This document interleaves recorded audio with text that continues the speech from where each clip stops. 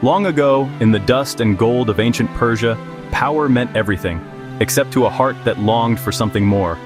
The world was ruled by ambition, by the clash of armies and the weight of crowns, but beneath the surface, there were stories that defied the cold logic of conquest. I was Darius, king of kings, conqueror of cities. Yet there was one land I could never claim, the realm of love. My halls echoed with the footsteps of advisors and the clatter of armor, but my heart was a silent chamber, waiting for a song it had never heard. Then, I heard her name, Tomyris, queen of the Massagetæ. Fierce, unyielding, wise beyond her years. Her legend traveled on the wind, whispered by traitors and feared by generals. She was a force of nature, a storm in human form.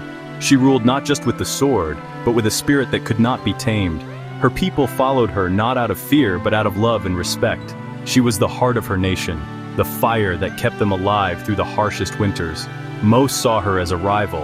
I saw her as a mystery. There was something in her eyes, a depth, a sadness, a longing that mirrored my own. I wondered if she too felt the loneliness that comes with a crown. Instead of armies, I sent words, gifts wrapped in silk, messages penned with trembling hope.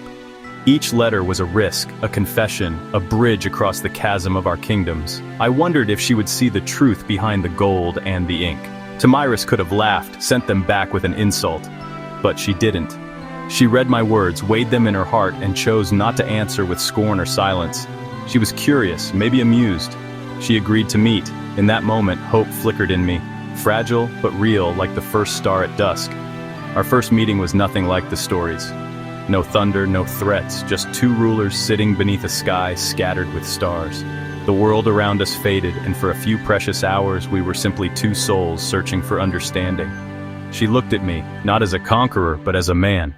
Her gaze was steady, unafraid, and in it I saw the possibility of something neither of us had ever known. Trust. I felt it, that spark, strange and electric. It was as if the universe itself paused, holding its breath, waiting to see what would happen next. We spoke of dreams, of fears, of the weight of crowns. We shared secrets that had never passed our lips before, confessions that would have been dangerous in any other company. She was more than a legend. She was a real, beating heart. I saw her vulnerability, her doubts, her hopes for her people and herself. Days turned into nights, conversations turned into laughter. Our meetings became the secret rhythm of our lives, a melody only we could hear. Somewhere between duty and desire, love quietly bloomed.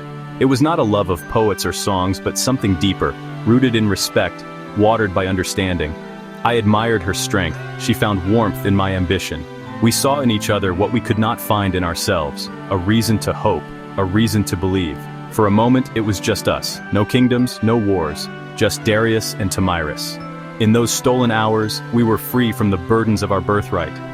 We dreamed of a world where love could rewrite the fate of empires, where peace was more than a fleeting wish, but reality always waited at the edge of dawn.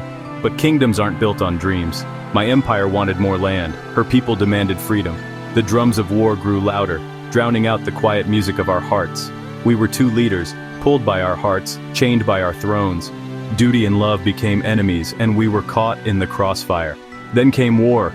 The world would remember us as enemies. Our names would be written in blood and sorrow, not in the gentle ink of love letters. But the truth, on that final battlefield when I fell, Tomyris wept, not as a victor, but as a woman who had lost someone she loved. Her tears watered the earth, a silent testament to what might have been.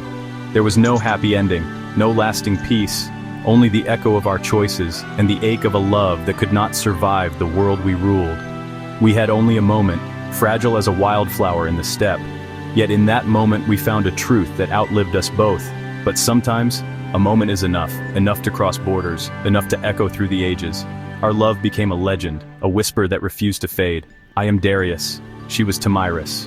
Two rulers, two hearts, forever linked by a love that defied the world. And our love, though brief, still whispers on the wind, reminding the world that even rulers can fall not to swords, but to love. In the end, it is not the empires we build, but the hearts we touch that endure.